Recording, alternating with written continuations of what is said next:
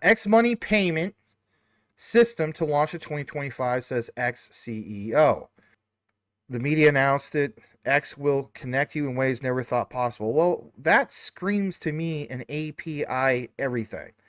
That's just my own personal opinion. And then, let's face it, people are going to be like, yep, time to click off. No, you're actually going to want to see what kind of research Channing and I have to bring to you. And, we know that Musk is ecstatic about a lot of things, right? But he went publicly to announce the launch of the new money transfer platform, X Money.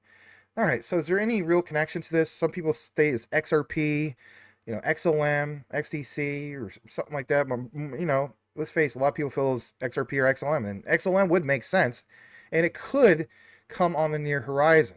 But before we get into this, If managing your crypto feels like solving a puzzle, it's time to switch to Decent Wallet. So just a few taps, you can manage, track, and secure your crypto with unmatched ease. And here's the best part. Grab your Decent Wallet at a discounted price by using the referral link below. Don't miss out on making your crypto experience smoother and more secure. and give you the answers you're looking for. I want to kick it over to Channing because I want to get your thoughts in that regard of the concept of API everything and basically what they're looking to do over here on the X platform, sir. Yeah, of course. Think about it. X is future. X is future facing. So of course they would be hitching themselves onto what they perceive to be what the future is. And the future is going to be things in regards to APIs and being able to send payments and send them instantly via different platforms. It'd be like if they didn't adapt and change, they would be MySpace. You know what I'm saying? And Elon Musk is way too intelligent for that. He's put together a team of people around him that is way too intelligent for them to miss this opportunity to make X truly the everything app, one stop shop place. So of course, and what does that better than at this point in time with our technologies than API? And we already know who's the kings of API and who's the king of kings of connecting different companies' APIs together seamlessly. But that's just my thoughts on that little clip right there. Kick it back to you, brother. All right, well, I appreciate that. The next thing we're going to jump into is to give you a little bit more of that timeline for it to make sense for you. What am I referring to? Well, it's this announcement from Gilbert Verdian. Now, he, let's face it, he has come back to X. A lot of people are welcoming him back to X, which is really cool. And we're not doing a piece on that necessarily today, but it's a reference to 2023. He, as in Gilbert Verdian, states that Apple was using, of course, the Apple dollar. He says he wouldn't be surprised if big tech, I mean, think about the terminology here, enter the banking market this way, tokenized commercial money, native to their platform, wallets, iOS, Android, so on and so forth, being able to, transact in all this, okay, instantly with some specific devices. Now, again, he references what is referred to as AOUSD, Alliance for Open USD. Pixar, Adobe, Apple, Autodesk, NVIDIA, you name it. All right, so kind of been there, done that. But when you look more into some of these concepts about a universal scene, well, you're going to hear more of this topic of, let's face it, universal, maybe payment channels. Yeah, you know where we're going with this. So I like this as well. Gilbert Verdian talks about PayPal, basically speaking, launches on USD stablecoin. We've been there, done that. Consumers don't understand wallets. 0x1234, like it says. Now, why is that, again, important? Well, think about it, everybody. The whole thing of what recently was announced in regards to the overwallet. Interesting to see this referenced again. So it says consumers don't want or don't understand those wallets. Right, they don't. They just want frictionless transactions, acceptance, choice, and an easy-to-use interface. An example of tech companies transitioning into financial services can argue PayPal was one of the early pioneers. Okay. Also keep in mind, everybody, that you have a case of at least in another tweet when it was known as that, I do believe that we saw Gilbert Verdian literally tag Elon Musk, I think it was maybe a year or two ago. So there is that. On top of that, we're going to jump back into this because Gilbert Verdian reminds everybody the use case that was behind before what Quant ended up becoming, which is, or excuse me, Remit later on became Quant. So the use was behind the idea of launching Remit all the way back 2013 to have blockchain rails to settle tokenized money for cross-border and remittance flows. The idea was embedded to new blockchain payment flows into banking apps. And here's your first little clue. Super apps. What about the super everything app that X is trying to do? And right after that, he tags X, right? So X and PayPal are one of the first to implement the tokenized money use case at scale. In 2013, the underlying blockchain foundation and interoperable infrastructure didn't exist. True. And basically speaking, the gap saw a pivot to first solve the underlying infrastructure and gateway for institutional and enterprise use through interoperability, which became, of course, Overledger, the Quant product. This thinking led to the establishment, of course, of ISO TC 307 in 2015. By the way, this is the Quant Network standard. And like it says, this all evolved to Quant Network. So going from Remit to Quant Network. All right. Back in the day of 2023, underlying foundation and interoperable blockchain infrastructure in place for institutional enterprise use. It's a matter of time before more financial services incumbents to integrate digital asset flows with tokenized money such as commercial bank deposits, liabilities, stable coins. You get the idea. But this key area of CBDC, don't forget about that because we're going to show you a great example. Now, in regards to the Quant approach, yeah, it was Remit, went to Quant. You see some of those underlying apps, the bank partners, there's quite a few, but the Remit multi-gateway is pretty much the same as Quant Network's Overledger, but and then some. So you have ID blockchain mapping. I mean, we know where Quant stands out when it comes to digital IDs. We understand where they stand when it comes to blockchain gateways. And it's not just Ripple Stellar, right? You have Ripple Stellar, your XDCs, your Polygons, on and on. Okay. And what about some of that regional channels? As we get further into this for a moment, some people from the community say, these things. Correct me if I'm wrong, but what you're saying is that PayPal and X will be using Quant's technology. Some people feel as though that they already are. All right, is this where we end it? Is this just all pure speculation? Well, for me, is understanding that the answer is no. And I know that Channing might want to chime in here and give his perspective before we get into the next part. Think it's like you just said, when you were going down that timeline, you saw that the solution to the problem was solved in first. And then they went from, okay, now that we have this that can help our clients. And when he says clients, people of us might think retail. No, he's talking about the big boys. He's talking about the institutions, the governments, the central banks, the super app provider clients.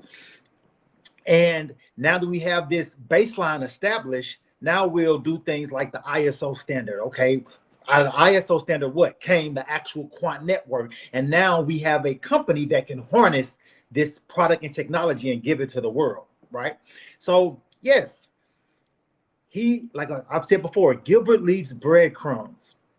He was talking about X being a payment processor what I want to say 2 years before the CEO of X actually said they were launching it in 2025. There is an interview, it's on one of my videos, I know it's on one of your videos as well, where Gilbert Verdian himself, out of his own mouth on a stage, literally says X will be a payment. You will be able to send payments through X. Like he said it himself. So, and this is years before the official announcement even came out in regards to it. Now, do we know if they're using Overledger? Do we know if they're using Gilbert's technology?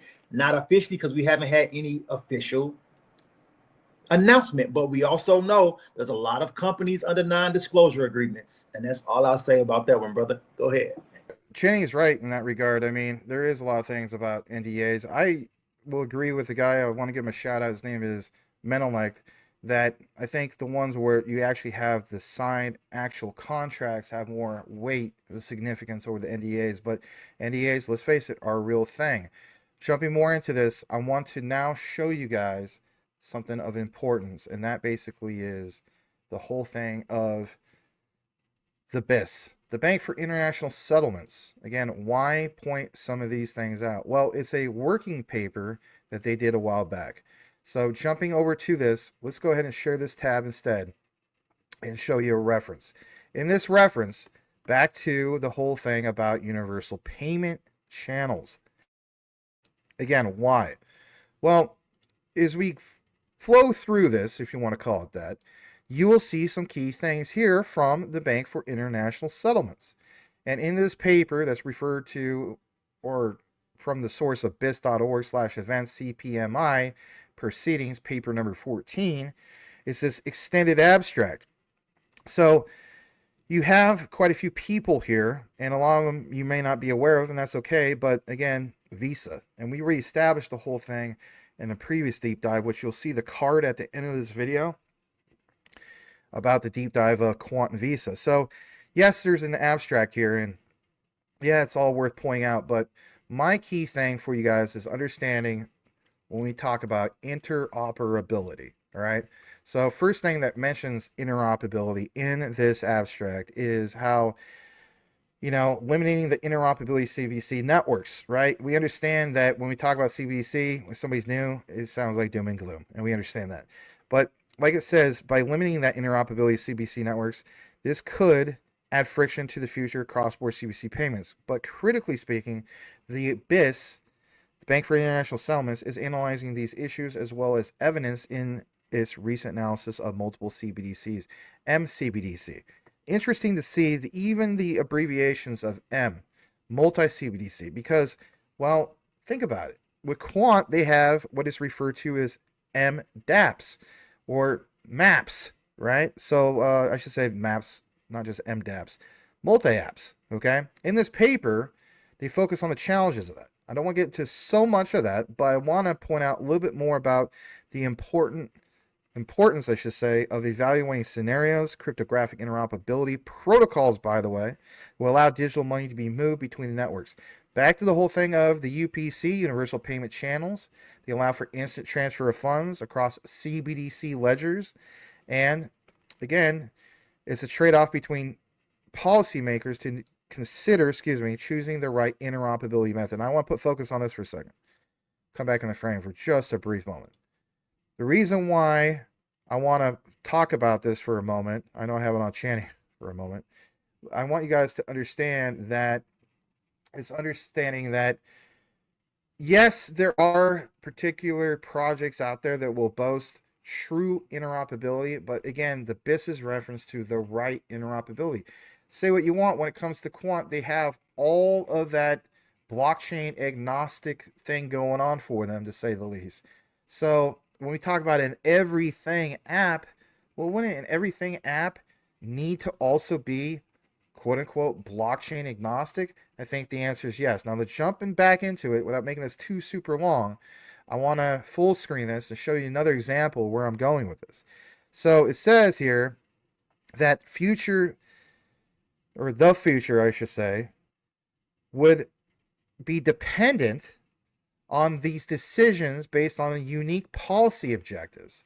Okay, where are we really going with this? Well, think about where we're at in 2025. So decisions will be based upon a unique policy of objectives of the central bank and how it envisions the future CBDC ecosystem. All right, what else have we got in that regard? Well, jumping down into it, look what it says in regards to this quote from the IMF back in 2020. It says it would be, or seem, I should say, prudent for central banks to consider coordinating their CBDC efforts closely and introducing sufficient flexibility into your CBDC designs to facilitate cross-border interoperability and standardization across CBDC implementations. As we get further into this, it goes on to mention how there's, of course, risks, but again, when we get further into it, understand this. They, as in the BIS, did a report on the technology of a retail CBDC. That was back in 2020. And if a CBDC is based on a token, interesting. It will be a default and be, available to like foreign residents. But in this scenario, digital wallets, think about the Over wallet, could be the interface with foreign exchange markets. Okay, what about an everything foreign exchange market? Elon Musk stated his goal of X is to be, transacting with half of the world's commerce. He did state that. And it goes on to also mention this part: CBDC funds will likely be able to travel across systems. They're not necessarily owned or maintained by its issuer. All right, well, then it needs to talk to some things. Yeah, you know where we're going with this. All right, there's a lot about interoperability, and I think you kind of get the gist. But does this paper specifically reference Quant? And the answer is yes. It says here that inherently you have to have unique DLT that can help mitigate crash failures, malicious corruptions of its nodes. This ledger topology, think about it, the terminology is right there, plain as day. Topology. Think about Overledger, generally referred to as a distributed ledger technology. And does it reference Quant? Boil it, mash it, stick it, and stew. ISO TC307 Blockchain Working Group. Does it reference the Internet Engineering Task Force? Well, keep boiling it, keep mashing it, keep sticking it in a stew. IETF, Work in Progress Proposal for Blockchain Interoperability, and ODAP, Open Digital Asset Protocol. How many times do we see collaborations with all of this? So I'm going to kick it back over to Channing. Your thoughts, sir, so far with the presented material, as you would say, sir, how do you say Quant without saying Quant? In this case, it's literally written out for it. That entire thing, because if you look at what was just said there, that was basically Gilbert's tweet. But also look at the timeline of when you were saying things like 2000. What that coincides directly with Christine Lagarde's first video, and that timeline goes right into their CBDC trials that ended in 2021, and then we know a couple, like a year or two later, she came out and it actually was deployed. Also, you have ODAP, you have IETF, you have ISO TC307 literally listed right there. Like, how many times do we have to connect these dots and show you just how powerful Overledger is and how integral Quant Networks technology is to the system of tomorrow? This is the reason why the slogan is the foundation for digital finance, because truly this people think that just because an announcement is made that this decision was made yesterday.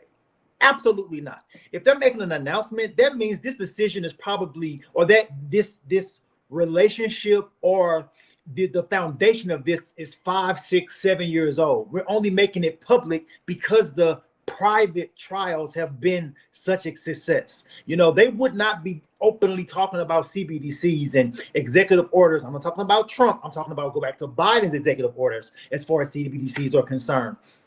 Like Christine Lagarde wouldn't be on television talking about the digital euro. You wouldn't have the man from Parliament talking about the digital pound if these things weren't something that already exist.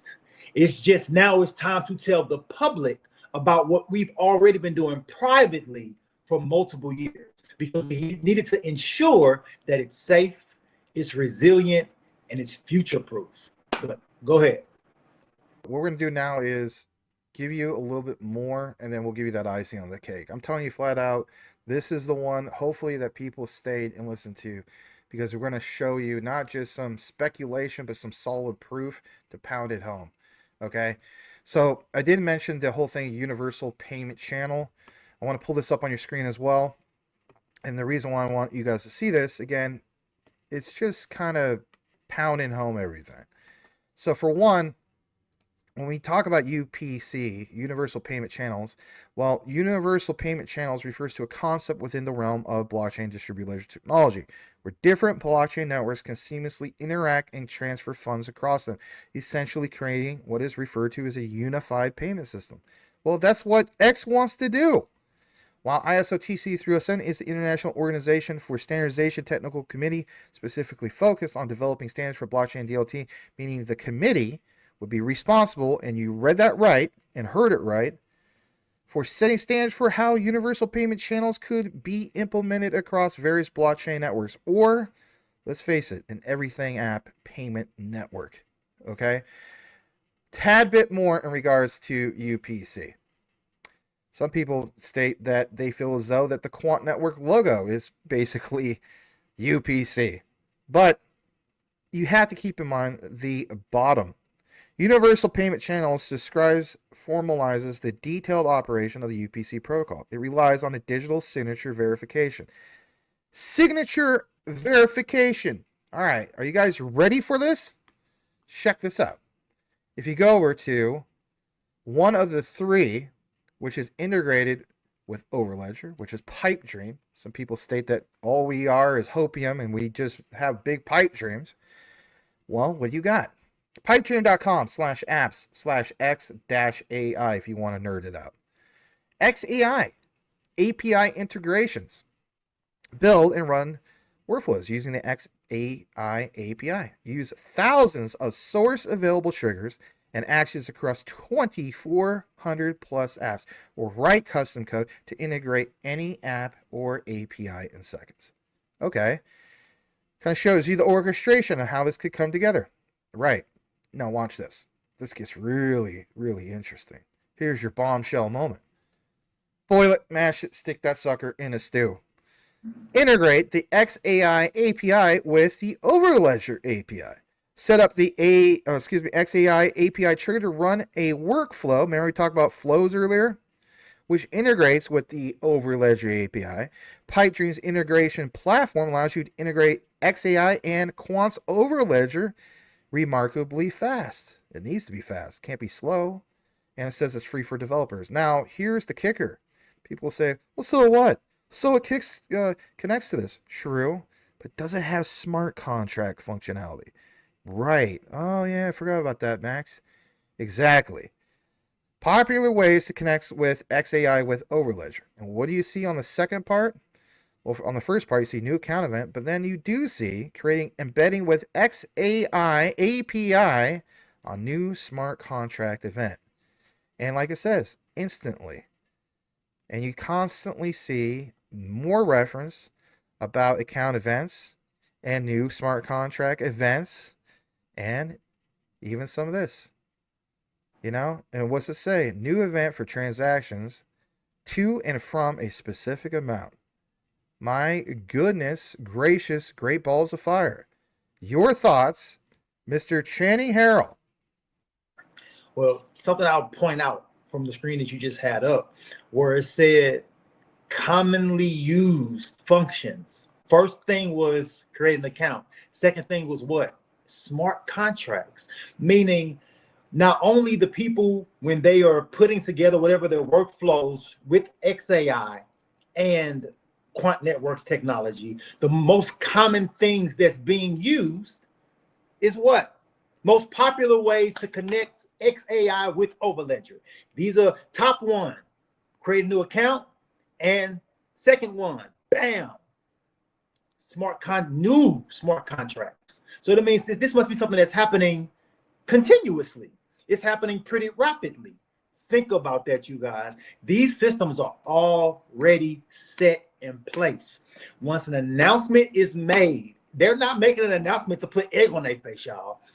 When an announcement is made, that means that we have it. It is done. We are ready to rock. We're ready to roll. We've gotten regulatory approval. We've gotten, this approval and that approval. We've done the trials. We've done the tests. We've done the different integrations. We've done it from multiple different ways to ensure that no matter if you're in America, no matter if you're in Europe, no matter if you're in China, no matter if you're in anywhere else in the world, once you tap into this system, no matter whatever system this is that is being integrated, that you can do it seamlessly, whether that's PayPal, whether that's X, whether that's the, one of the banks, one of the multiple banks that we've talked about in regards to both Ripple and Quant, or whether that's something like a BlackRock when they're doing things like tokenization through Ethereum. Like, think about these things. Think about it, you guys. What makes them be able to still process the same exact way they process today, which is seamlessly globally? If you have a closed off system, a closed off network, you no longer have that interoperability. You're not functioning in the same way that you're functioning right now. But once you have a closed off system that has a little gateway that can tap them into something that gives them the same exact access that they have now, it makes that gateway one of the most valuable things on the planet. Think about that, you guys. Think about it. And it's no coincidence that specifically Pipe Dream has that whole because when we talked about the different things like Pipe Dream and Make and Zapier, well, these companies do different things for different entities. And think about what Pipe Dream is. We did a whole deep dive on that. And think about how that integrates into Overledger for payment processing. Come on now, like they went to Pipe Dreams for a reason. They are utilizing Quant's technology for a reason, because it is top notch. It is number one. It is the thing that's tied to standards. It is the things that's being integrated into literally, like, it would not shock me when some of these regulations come out that it's kind of sort of like when the Federal Reserve was set up and it became the Federal Reserve based off of a law that was put in place, which gave one company the power to print money in this country. Think about that. Think about, you have something that is so powerful that you're harnessing that can connect anything to anything and allow us to be able to keep doing and flowing the way we flow. There's going to be laws codified around it, and it would not shock me if they even mentioned the technology. Like, it wouldn't shock me, because they've been working on it for over a decade. So they know that if we put this in place, we are a-okay. We're good to go, because we've done so many trials, we've done so many tests, we've done so many things. We keep coming up with the same conclusion. It works exactly the way we want it to. People are going to point out the whole thing of, well, for X, it's not going to settle with QNT, right? But it's that token toll booth, if you will, for full interoperability, that subscription-based model. All right, I get where you're coming from.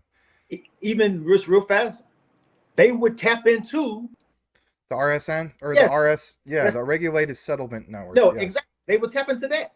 Exactly. Go ahead. Well, that's what we want to show you guys. So with that said, this is what we're going to end on. Okay, this is again part of a basic search.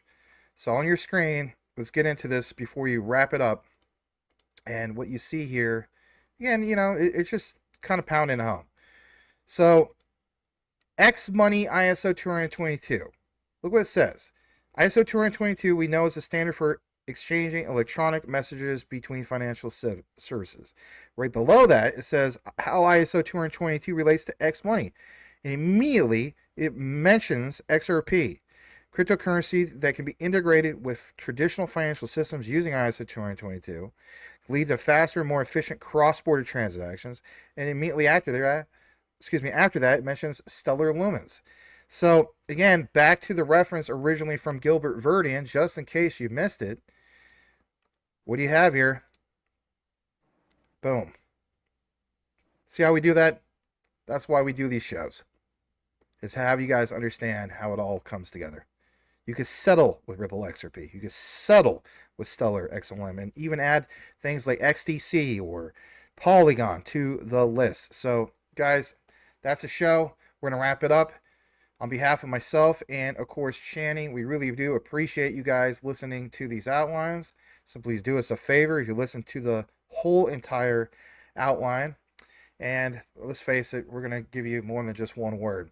Type this if you listen to all of it, and that is, X gonna give it to you. And we'll know that you didn't get it on your own, that Quant and Gilbert Verdian are going to deliver it to you. X gonna give it to you. That's right. So glad to do this with Channing. Obviously, if you're new, consider subscribing. We really do appreciate you guys. And Channing, you got something you want to tell them? Y'all already know. Peace out. Peace out. We'll see you guys on the next one.